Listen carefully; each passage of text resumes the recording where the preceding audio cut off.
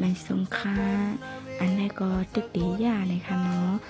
มันก็ว่าอัมจีค้าห้าในอัมจีค้ายันว่าซื้อไว้เอาในค่ะเนาะก็ว่าใส่ซื้อจังไหนในมันเต็มจีเขาหัดตั้งในค่ะคำว่าค้าย่างกุ้ยห้าในอัมใจค้าเป็นโผก็เมื่อยากค่ะเนาะผู้ไทยคิดมาปันแลค่ะค่ะเอาลงไม่แลเอาลงนี่ค่ะอันนี้ก็แคบมันก็มีเป็น10 ใบค่ะเนาะแคบใหญ่ปีเจ้ายองเก่าค่ะก็ห้องหนึ่งก็เลยนำค่ะเนาะก็ตีเลยอยู่หมอกสีจ้อยนะคะอันถวยยองค่ะเนาะ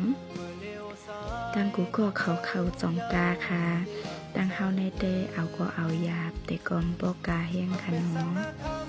ตั้งกูก็เขาเลยซื้อกินจ้อยกาหือเลยขายจ้อยกาหือหม้อค่ะอันนี้ก็แคบหนึ่งก็ที่มีอยู่ใครอยู่นอนหมกจ้อยนี่เนาะแคบเยอะว่าแคบเยอะค่ะ